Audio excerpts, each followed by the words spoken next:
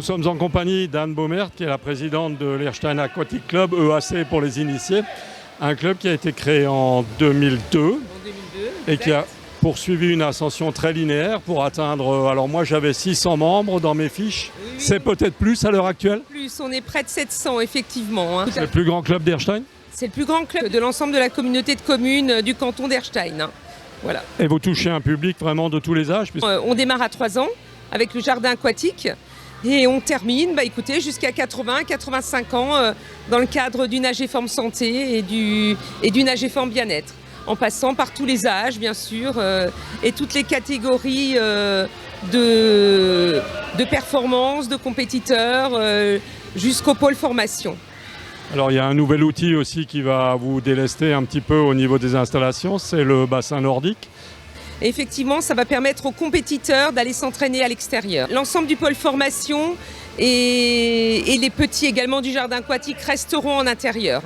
Alors puisqu'on parlait de compétition, vous avez des partenariats avec les établissements d'Erstein, mais également le collège de Matzenheim. C'est pas forcément une section sport-études, mais c'est tout comme. Oui, effectivement, c'est tout comme. Alors nous avons mis en place la section sportive scolaire avec le lycée Yourcenar qui date déjà de 2016 et qui fonctionne très très bien. J'en profite pour remercier d'ailleurs le proviseur, Jacques Schweitzer, avec qui nous travaillons en étroite collaboration. Et donc depuis 2 ans, effectivement, nous collaborons avec le collège Romain Roland ainsi que le collège privé de Matzenheim. Ce n'est pas une section sportive effectivement régionale, mais ce sont des horaires aménagés en fonction de nos propres horaires d'entraînement qui sont adaptés aux emplois du temps des élèves nageurs pour suivre le double projet scolaire et sportif. Alors le seul petit bémol, c'est peut-être la disparition de la section de natation synchronisée qu'on appelle maintenant artistique. La section de natation artistique qui comptait historiquement une 40aine de nageuses était très connue, il y avait une belle visibilité, il y avait un magnifique gala tous les ans au mois de juin. Mais hélas, toutes les encadrantes étaient bénévoles et elles ont souhaité poursuivre un projet post-bac ou professionnel et qui ne nous a pas permis effectivement de pérenniser la section. Donc c'est quelque chose qui va être effectivement difficile à relancer si vous le souhaitiez. C'est très difficile à relancer. Ce sont des entraîneurs qui sont dotés d'une compétence et d'une technicité très spécifiques et avec maintenant des diplômes qui doivent être passés, qui doivent être validés. Et nous, étant une petite section, recruter un salarié, c'est très compliqué. Vous avez pu récupérer aussi, après la période Covid, la salle de fitness. Tout à fait. Alors cette salle, c'est vraiment un atout pour le club. L'ensemble des compétiteurs, donc une centaine de jeunes pratiquent à l'intérieur de la salle. Et cette année, nous l'avons ouvert à des membres extérieurs qui ne sont pas nageurs et qui peuvent venir prendre leur carte de membre et pratiquer sur des horaires dédiés ici, dans la salle. Merci beaucoup Anne, on va égrener les différentes activités des 4 pôles qui composent votre club avec David Ferreira qui est le directeur des activités de l'Erstein Aquatic Club, c'est-à-dire David que vous chapeautez l'ensemble des activités du club. Effectivement, donc on va de 3 ans donc, sur des pratiques d'apprentissage jusqu'à 80 ans. Et dans tout ça, effectivement, on a 4 pôles d'activité qui sont essentiels au fonctionnement du club. On a un pôle formation, donc c'est les enfants, on les accueille à partir de 3 ans, donc en moyenne section maternelle. Donc pour la plupart, c'est plus de la familiarisation. Il y en a qui sont déjà très très à l'aise, mais on démarre vraiment sur les prémices. Et ce pôle formation, on va jusqu'au CM2, donc c'est les enfants qui ont 11 ans.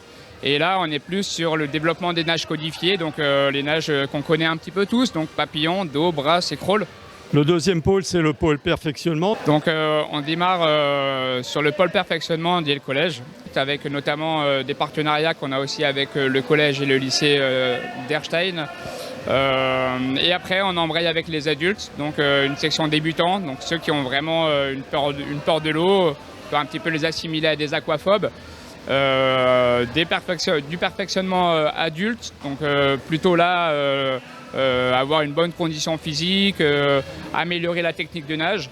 Et on termine dans le pôle perfectionnement avec les compétiteurs. Donc on a à peu près une 15aine de compétiteurs masters qui ont pour objectif des petites compètes départementales, régionales, voire même nationales. On en vient donc au troisième pôle qui est le pôle compétition. Sur le pôle compétition, on a vraiment travaillé sur le projet sportif. On les prend à partir du CE1, on les prend dans le pôle compétition. On va jusqu'à la catégorie senior. En fait, on a 8 groupes bien distincts avec à la fois des catégories d'âge, mais également du niveau par la suite. Et cette année, on a eu des très très bons résultats. Le dernier pôle, c'est peut-être le plus récent dans son existence, hein, c'est le pôle santé bien-être. Donc le pôle santé, il y a vraiment un enjeu important en lien avec la santé des pratiquants. On a 3 sous-groupes, donc on a le bien-être. C'est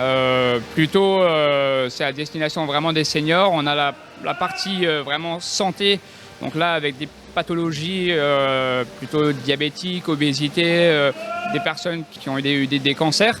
Et là dernièrement, on a ouvert une section à destination des ados qui ont des troubles alimentaires ou qui cherchent vraiment à se remettre au sport.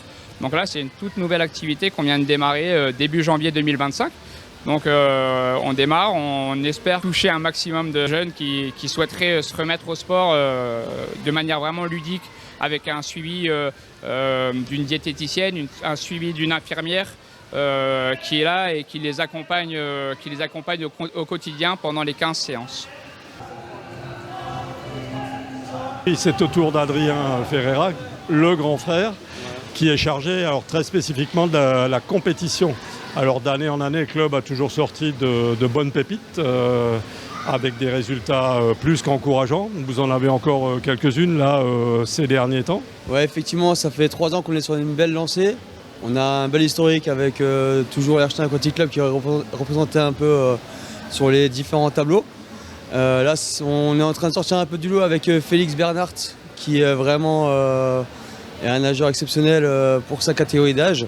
Donc il a fait meilleure performance française sur le 100 mètres nage libre, sur le 50 mètres nage libre. C'est lui qui a le meilleur chrono au même âge de tous les meilleurs nageurs qu'on a connus lors des Jeux Olympiques pour l'instant. C'est clairement un sprinter. Maintenant, on va essayer de le faire un peu découvrir d'autres plaisirs, mais pour l'instant ça reste un sprinter. Ouais. Alors chez les filles, nous avons Victoria Schnepp. Effectivement, on a Victoria Schnepp qui elle aussi essaie de se démarquer un petit peu au niveau national avec une 2e place au championnat de France au mois de décembre. Sa spécialité, c'est le 200 mètres d'eau. Elle arrive à s'exprimer de plus en plus avec un travail de puissance sur le 100 mètres d'eau et le 50 mètres d'eau. Et on a essayé de faire un peu de papillon pour varier un peu les plaisirs, mais vraiment le dos, ça reste sa spécialité. Donc là, cette année, par contre, elle est rentrée dans la phase des seniors. Donc ça va être un peu plus compliqué de se démarquer. Donc là, l'objectif pour elle, c'est d'aller chercher à s'exprimer un peu plus sur les championnats de France élites et non plus sur la catégorie d'âge. Donc voilà, chercher à une finale, c'est l'objectif de cette fin de saison. Ouais. Et un troisième qu'on peut citer aussi, quelques mots sur Aloïs Gargulac. Ouais, alors Aloïs, lui, c'est encore un plus âgé, c'est un 2002 qui est sur la scène nationale depuis plusieurs années maintenant. C'est un nageur avec un talent pur, avec des vraies qualités de nageur.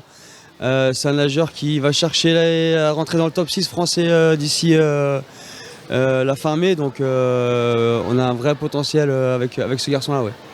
Alors, il faut aussi noter qu'on avait 11 nageurs au championnat de France Open au mois de juillet dernier. En termes de résultats, on était plutôt moyen. L'idée cette année, c'est d'aller chercher à avoir le même nombre de nageurs avec beaucoup plus de résultats au niveau des finales et des podiums. Donc on est en première division, ça c'est quand même important à souligner. 14e club français chez les filles, aux interclubs, et le 19e club français chez les garçons. L'idée c'est de stabiliser ce niveau-là, de confirmer l'année prochaine. Pour moi, c'est ça le plus important. Merci beaucoup, Adrien.